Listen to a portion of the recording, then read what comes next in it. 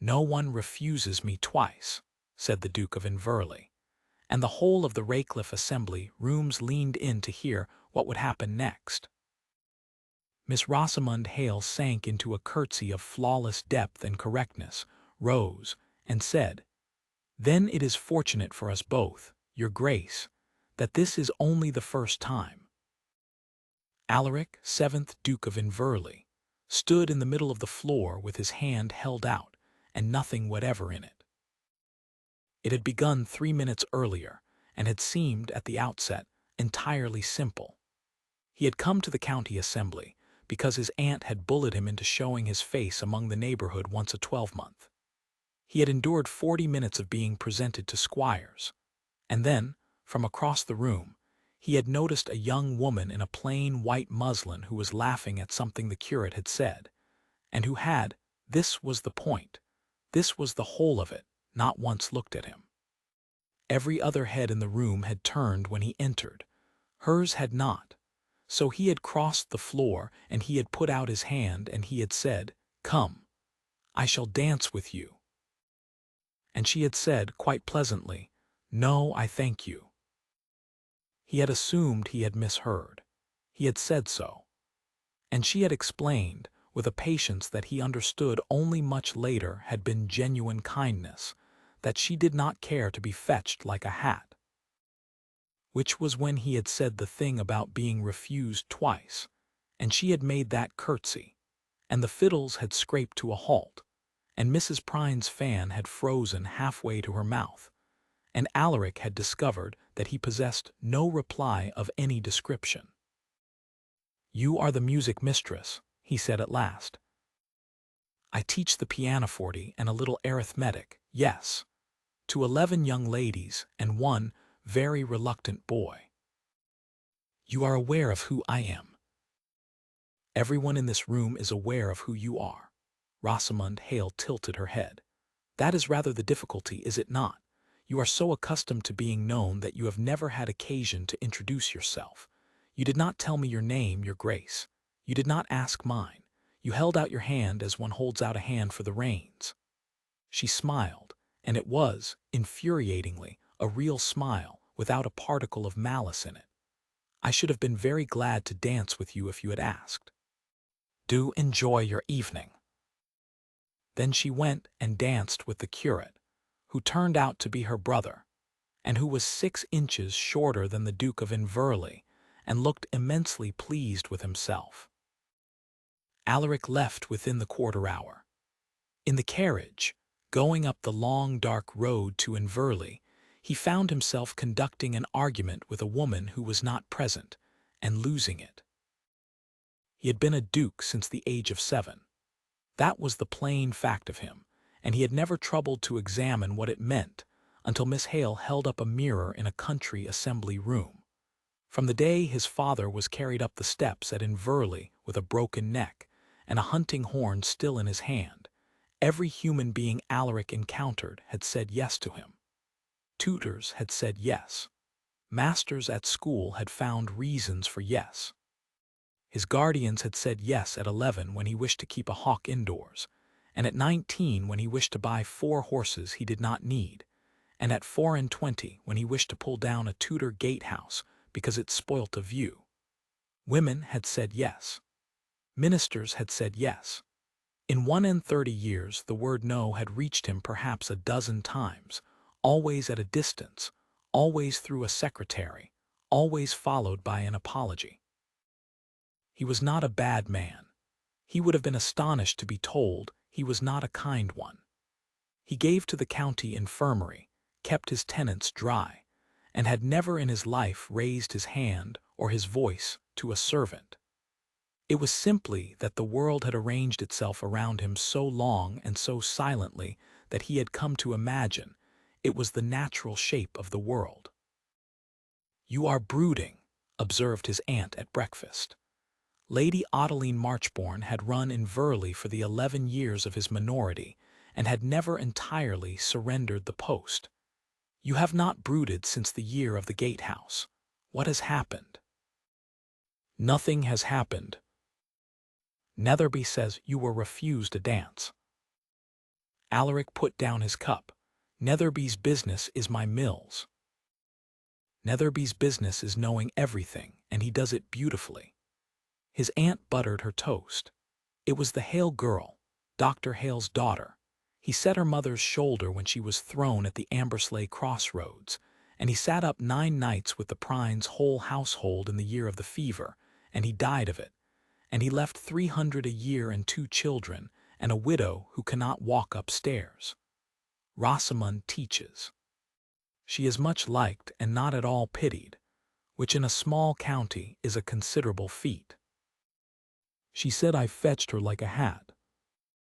Did you? He stopped. Ah, said Lady Adeline, with the deep satisfaction of a woman who has waited 2 decades for a particular morning. More coffee. He should have let it alone. Any sensible man would have let it alone. Instead, 11 days later, Alaric had his curricle put to and drove himself down to the village of Raycliffe and knocked at the door of a small stone house with a brass plate still on it reading M. Hale, surgeon, and asked whether Miss Hale was at home. She was. She was in the parlor with a girl of about 9 murdering a minuet, and she did not send the girl away. She merely said, "Your Grace, do sit down, we shall be 4 minutes. Louisa again, and this time as though you liked it." Alaric sat on a horsehair chair with a mended arm and listened to 4 minutes of the worst pianoforte playing he had ever encountered, and when it was done Miss Hale said, "Better." The left hand was almost civil to the right. Thursday, and the child went out beaming, and the Duke of Inverleigh was alone with a music mistress in a room that smelt of beeswax and dried lavender, and had a damp mark on the ceiling in the shape of a crooked continent. "I have come," he said, "to make you an offer." "Have you?" She sat down opposite him and folded her hands. "For the house, it is not mine to sell." "For yourself." He had rehearsed this. He had rehearsed it in the curricle for 9 miles, and it had seemed handsome. "I am 31, and I must marry. I have considered the matter since the assembly and concluded that you would do extremely well. You have quality without connections, which suits me. I want no father-in-law with opinions. You are handsome enough and sensible, and you have the great advantage of not being frightened of me. I would settle 400 a year upon your mother, put your brother into the living at Inverleigh, which is worth 600, and you would be a duchess, which, you will permit me to say, is a very great deal more than a woman in your position could look for in 10 lifetimes. He paused. "I should tell you that I have never before proposed marriage to anybody." "That," said Rosamond Hale, "is extremely evident." There was a silence. "You are refusing me," Alaric said. "I am?" She rose and went to the window and stood with her back to the light, and when she spoke again her voice was quite different level, and rather sad. "Your Grace, you have just offered to purchase my mother's comfort and my brother's whole future in exchange for my person, and you did it kindly, and you have no idea at all that you did it. If I say yes, my mother gets her fire lit in October instead of December, and Edmund gets his living, and every time you and I quarreled for the next 40 years I should have to remember what they cost." She turned. "That is not a marriage. That is a debt with a wedding ring on it. So no, I thank you, and I shall not say a word of this to anybody ever, upon my honor." Alaric got up. He was aware of an unfamiliar and thoroughly unpleasant sensation, which he identified some hours later, on the road home, as shame. "That is twice," he said, from the doorway. It came out less like a threat than he had intended and more like a question. "Yes." And then, unexpectedly, she smiled at him, that same real smile, without a scrap of triumph.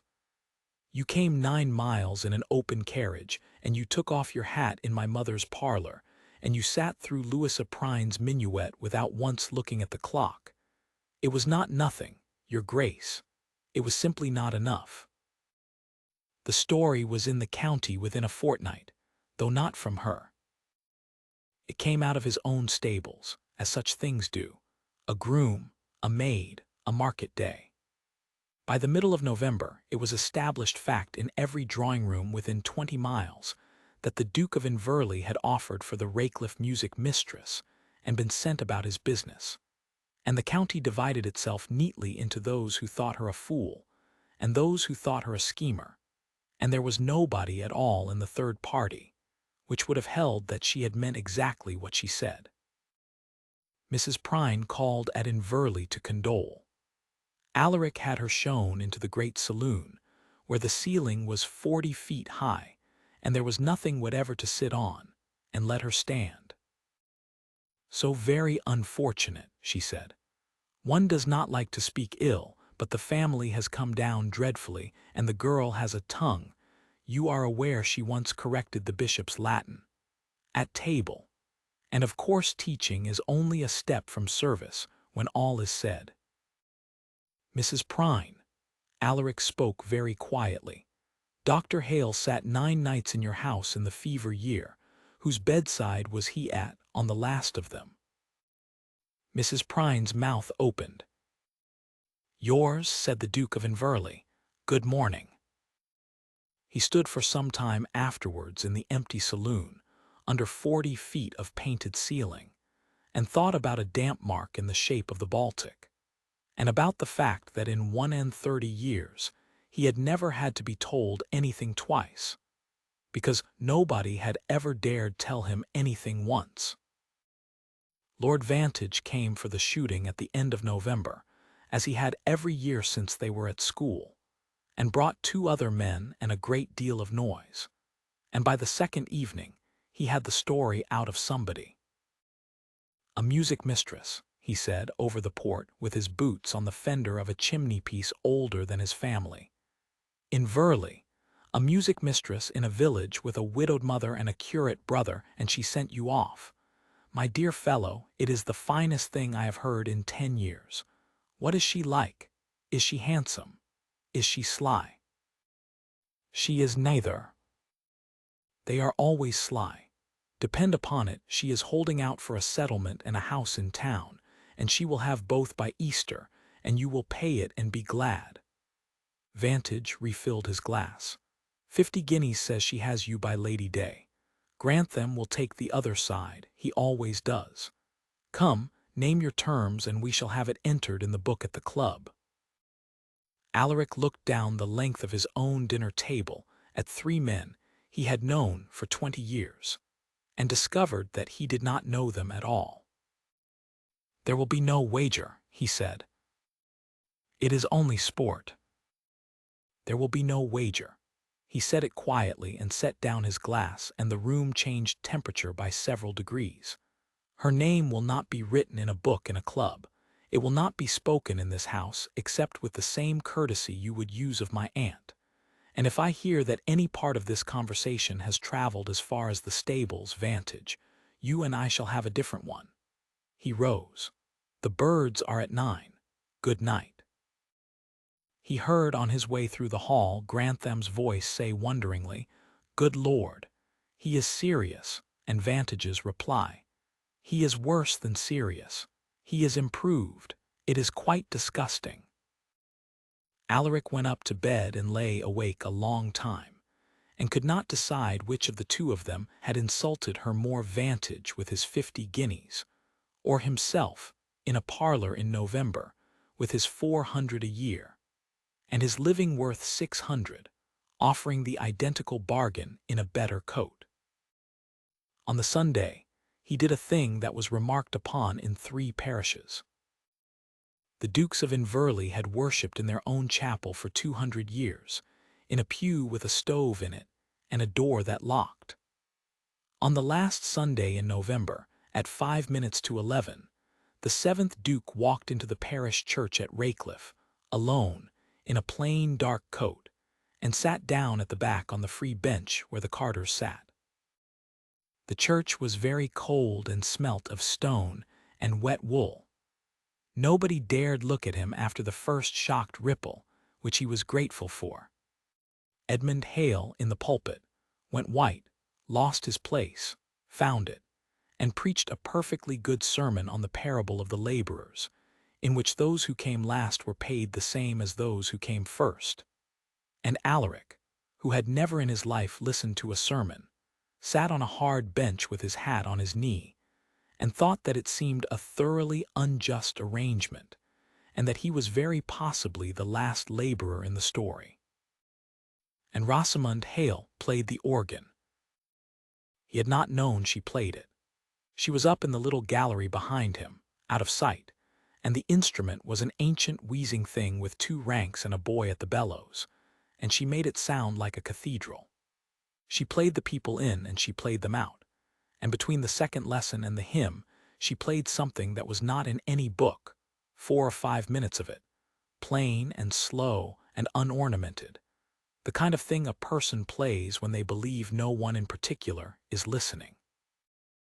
Alaric sat with his hands quite still on the brim of his hat, and understood 2 things.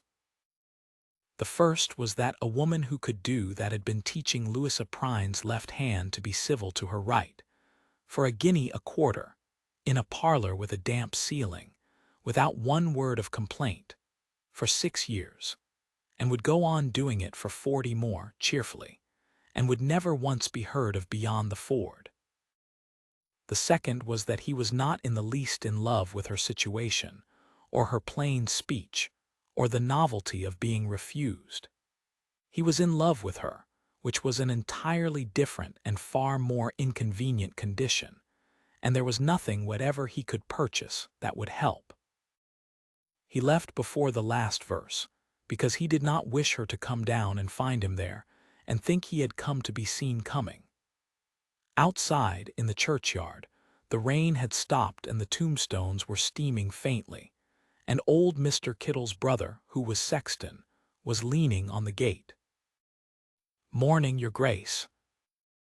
"Good morning." Alaric paused. "That organ wants mending." "It do, your grace. Bellows is gone in the seam and the lowest pipes dumb. We've asked the vestry 3 year." "Ask them again on Tuesday," said the Duke of Inverleigh, "and be sure they minute it properly, and let the account come to Netherby. And Kittle, the vestry mended it. Not I, is that understood?" The sexton's face went through several stages, and settled on something that looked almost like pity. "Aye, your grace," he said, "the vestry mended it." The organ was mended by the middle of December. Rosamund Hale went to the vestry meeting to thank them, and the churchwardens, who were honest men and had no notion where the money had come from, told her that the Lord had provided. Alaric heard about it from Netherby and said nothing, and went out and walked in the wet park until it was dark. And it was 3 days after that the Ellendale mill lease came onto his desk, and he read it properly for the first time in 9 years. The lease fell due at Christmas, and Netherby laid the papers before him with the air of a man laying down a hand of cards he expects to lose with. "The millers ask for a reduction of a 1/5, your grace, on account of the water. The beck has silted at the weir, and they cannot get their full head above 4 months in the year." "Then let them dredge it." "They say the silt comes from your grace's plantation on the high ground, the new larches. The soil runs off in the wet." Alaric raised his eyes. This was the point at which, for 11 years, Netherby had always looked at his boots and said that no doubt the millers were mistaken. Netherby looked at his boots and said, "No doubt the millers are mistaken, your grace." "Are they?"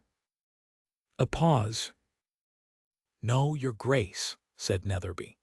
"They are entirely right, and I have said so in 3 memoranda which I did not send." It took the whole of December to put right, and Alaric did a thing he had never once done. He went and stood in the rain and looked at it himself. He walked the beck from the weir to the plantation with his boots full of water and the head miller beside him, a hard gray man named Kittle, who plainly expected to be dismissed by dinner. And at the top of the high ground, he saw the raw orange scars, where his own drainage cuts fed straight into the water, and understood, in about 4 seconds, that he had spent £600 on larch trees in order to ruin 4 families. "How long has this been so?" "9 year, your grace." "Why did nobody tell me?" Kittle looked at him for a long moment, rain running off the brim of his hat. "Beg pardon, your grace," he said. "Who would?" They rebuilt the cuts in February with turf traps and a settling pond, at Alaric's charge, and he reduced the lease by a quarter rather than a fifth, and dated the reduction back 3 years, which cost him rather more than the larches had. He did not tell anybody. It was therefore extremely irritating to come out of the Inverleigh bank in March and find Miss Rosamond Hale standing on the pavement with a parcel of sheet music under her arm and an expression of undisguised amusement. "Your Grace, Miss Hale, Mr. Kittle's wife, is one of my pupils' mothers," she said. "Mrs. Kittle has told the entire market that the Duke of Inverleigh stood in the beck in December and said the word sorry out loud, in the open air, in front of a miller." "I said nothing of the kind." "You did, twice. She has it from her husband, who has it from himself." Rosamond shifted the parcel. "It is now the leading item of county news, having displaced the business of your proposal, for which I am grateful, as I was becoming quite famous, and it was inconvenient for lessons." Alaric took the parcel out of her arms without asking, discovered as he did it that he had again not asked, and said, "May I carry this?" "You are already carrying it." "Yes," he tucked it under his arm. "May I carry it?" "You may," said Rosamond Hale, and something in her face moved, and they walked the length of Inverleigh High Street together in full view of 11 shop-fronts, at a pace neither of them commented upon.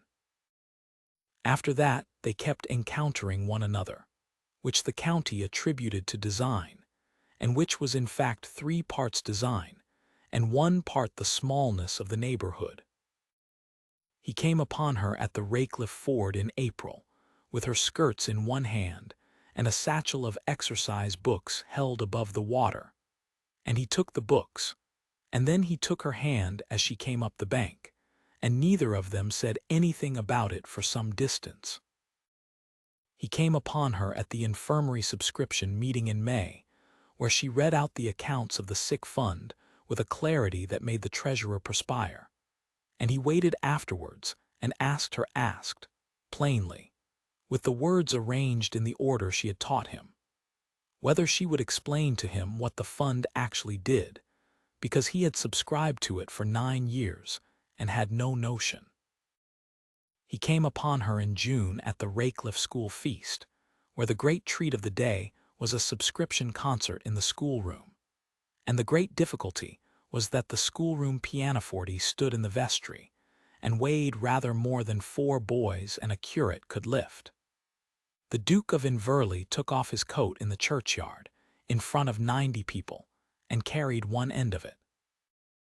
"You will ruin your shirt," said Rosamond, walking backwards ahead of him. "Mind the step."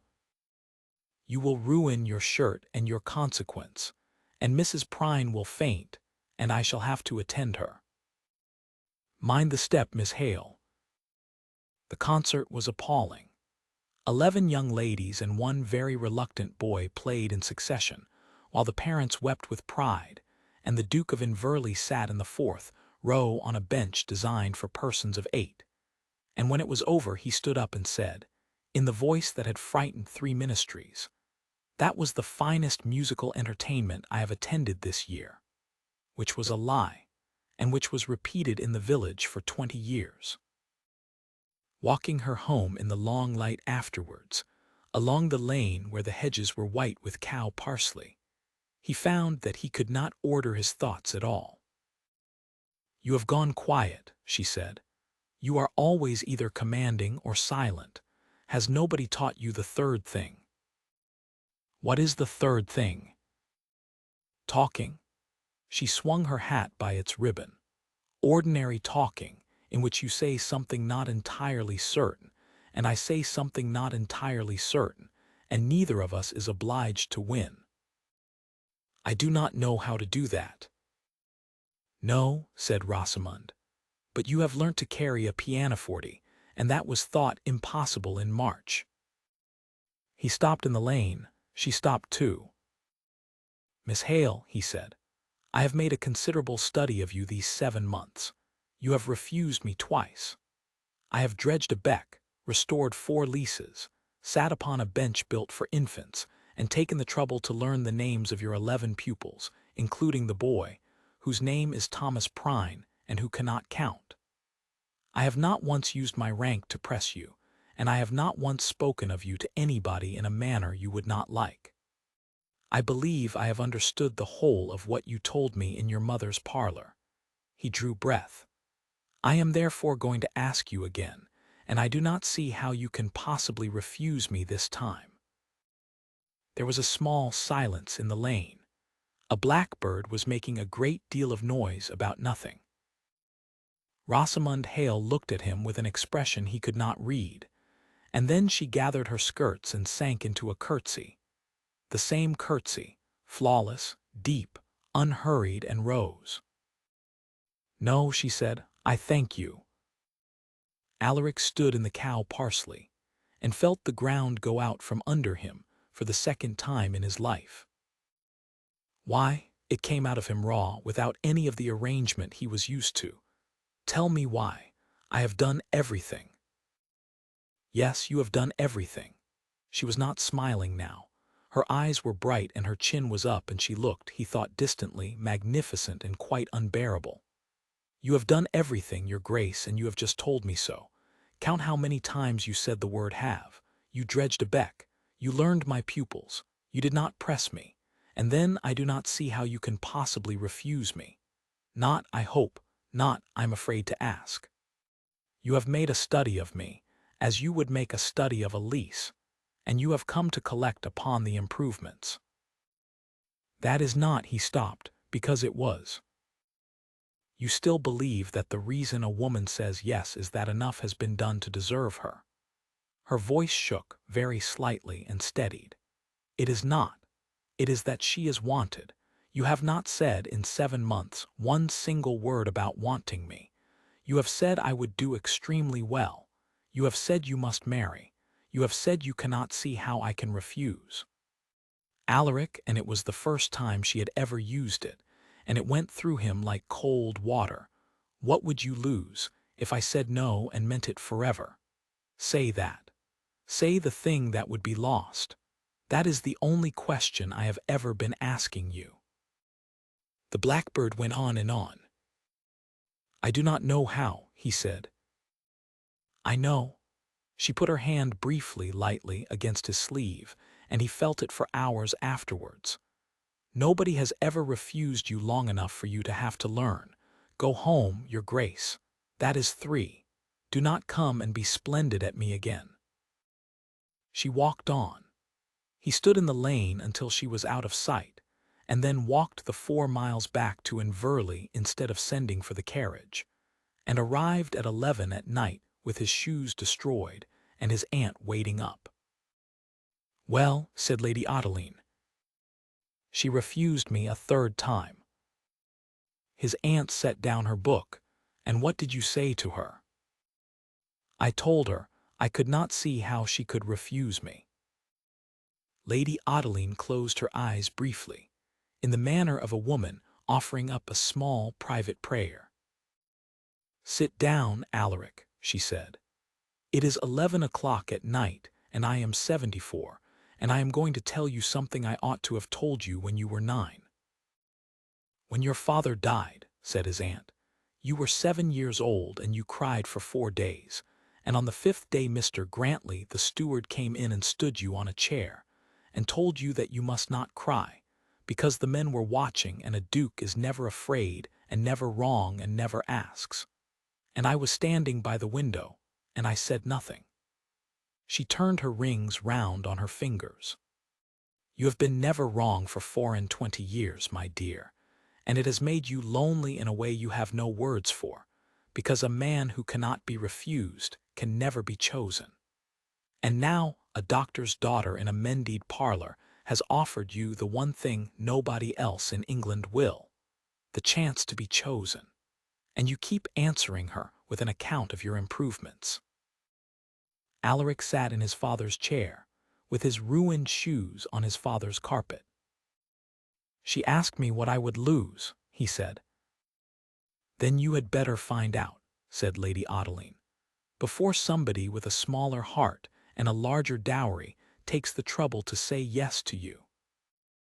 The Inverleigh ball was held every year on the first Thursday of July, and every year the whole county came, and every year Alaric stood at the head of the stairs for an hour and shook 200 hands. This year, for the first time in living memory, invitations went to the village of Raycliffe, to the curate, the Reverend Edmund Hale, to Mrs. Hale, widow, and to Miss Rosamond Hale. She came. She came in white muslin with her mother's garnet cross and a wreath of real roses in her hair, which nobody in that room had worn for 15 years, and which made every diamond in it look like a shop window. And she came leaning on her brother's arm, because her mother could not manage the stairs, and had been carried up in a chair by 2 footmen at the Duke's own order. Alaric watched her come and understood, quite calmly, that he had never in his life wanted anything until now. He did not go to her. That was Lady Adeline's instruction, and he followed it against every instinct he possessed. Let her be there an hour without being pursued, so that no one may say she was displayed. It took Mrs. Prine 50 minutes. She did it by the card-room door, with an audience of perhaps 30 and her daughter Augusta beside her, and she did it in the carrying voice that such women reserve for kindness. "Miss Hale, and in white, how brave! My dear, you must not stand near the candles. Muslin will take a mark so. Do you know, I said to Augusta, how delightful that the Duke should think of the school people this year. It is quite Christian of him, and how well you bear it. Tell me, do you charge by the hour or by the quarter? One is always so curious how it is managed." The room did what rooms do. It went quiet in patches and loud in others. Alaric was halfway across the floor before he knew he had moved, and he arrived to hear Rosamond say, evenly and pleasantly, "By the quarter, ma'am, in advance, except where a family is in difficulties, in which case by arrangement. Your own account is settled to Lady Day, and Thomas is coming on beautifully with his sums." There was a laugh from somewhere near the fireplace, hastily stifled, and Alaric stopped, because he saw with absolute clarity what his old self would do. His old self would freeze Mrs. Prine with 4 words, and have her carriage called, and her name struck off, and the county would talk of the Duke's terrible displeasure for a decade, and Rosamond Hale would be the girl the Duke had to defend. His old self had never in his life done anything but win. So he did the other thing. "Miss Hale," he said, "will you allow me to say something to this room?" Rosamond looked up at him. Something happened in her face. "I cannot stop you," she said. "You are the Duke of Inverleigh. You have stopped me 3 times. The room heard that. Every soul in it heard it. Alaric turned round, and he did not raise his voice, and he spoke as a man speaks who has decided to be inspected. "Some of you have heard that I made an offer of marriage to Miss Hale in November and was refused. That is true. What is not generally known is that I have made 3 offers and been refused 3 times, and that on every occasion she was entirely right to refuse me." He let that sit. 200 faces stared. "The first time, I did not ask. I commanded, as though she were a servant of mine, which she is not and never was. The second time, I offered to purchase her, and dressed the purchase up as generosity to her family. The third time, I presented her with a list of my own merits and inquired how she could possibly decline. Miss Hale told me on each occasion precisely what was wrong, in plain words, at some cost to herself, which no other person in this county has ever troubled to do for me, including. And he did not look at anybody in particular, those who have known me since I was a boy of 7. Nobody moved. Somewhere a violin scraped and stopped. I have been a duke since I was 7 years old, Alaric said, and until last November nobody had ever told me no. I am obliged to inform you all that it has done me a great deal of harm, and that the person who has done me the most good in 31 years is a music mistress, who is at this moment being asked her fees at the door of my card room. He turned then and looked at Mrs. Prine, and said, without any of the freezing at all, "Ma'am, her father died in your house. Sit down and take some wine. You are unwell." And Mrs. Prine, who had come to bury a rival, sat down and took some wine, and was thereafter very careful indeed, which was worse for her than banishment, and lasted longer. He did not propose that night.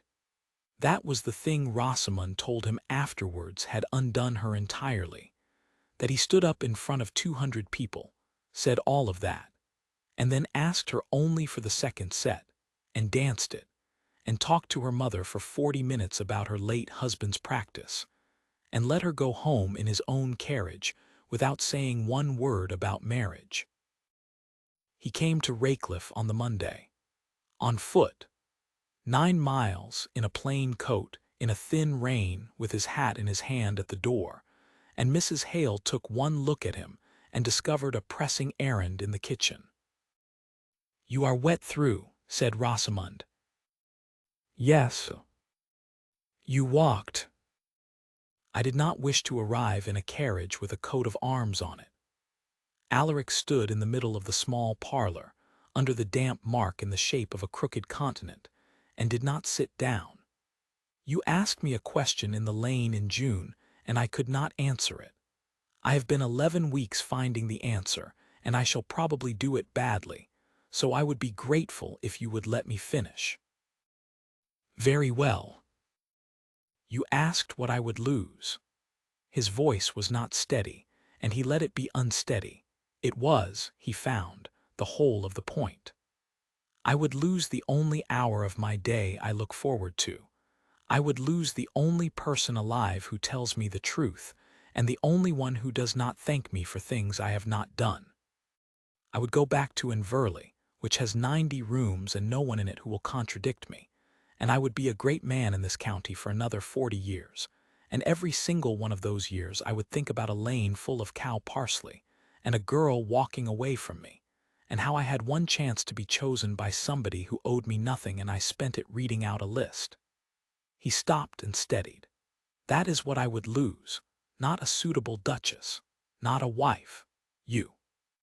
And I am not offering you a settlement or a living or 400 a year, though you shall have all 3 if you take me, because your mother's fire ought to be lit in October, and that is a separate matter which I shall see to whatever your answer is." He turned his hat round in his hands. "Rosamond, I want you. I have wanted you since the assembly rooms, and I did not know the word for it. I have no right to you. I cannot see any reason on earth why you should have me, and I am asking. That is all. I am only asking." The rain went on against the window. Rosamond Hale stood with one hand on the back of the horsehair chair, and Alaric watched her eyes fill, and had the sense, for the first time in 31 years, of standing in front of another person with absolutely nothing between them. "Say it again," she said, "the last part." "I am asking." "Once more." "Rosamond, will you have me?" She crossed the parlor, and she did not curtsy. "Yes," said Rosamond Hale. "Oh, you great ridiculous man, yes." He did not remember afterwards whether he had reached for her or she for him, only that her hands were on his wet sleeves, and his were on hers, and neither of them was saying anything sensible, and that at some point he kissed her hair, and at some point after that she laughed against his shoulder and told him he was dripping on the carpet, and that he replied that she might send him the bill by the quarter, in advance. They were married in Raycliffe Church in September, not at Inverleigh, because she wished her mother to be able to walk to it, and Mrs. Hale walked to it on her son's arm and sat in the front pew and cried the whole way through. 11 young ladies and one very reluctant boy played her in badly, magnificently on the church pianoforte, which the Duke of Inverleigh had carried across the churchyard himself in June, and which he refused, on the day, to let anybody else lift.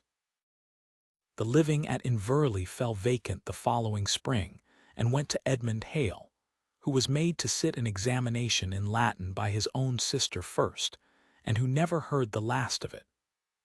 Mrs. Hale came to live in the East Lodge, where the fires were lit from the first week of October, by standing order, in writing, in the Duke's hand. And in the great saloon at Inverleigh, 40 feet of painted ceiling, nothing whatever to sit on, Alaric had a pianoforte put, and 2 chairs, and a small worn horsehair chair with a mended arm that his wife would not be parted from. And on winter evenings, the 7th Duke of Inverleigh could be found in it, being contradicted. He had told the whole county once that no one refused him twice. She had refused him 3 times, and it was the making of him, and he told her so on their 30th anniversary in front of a great many people, and she said, "Yes, dear. Do you know, you asked so nicely in the end."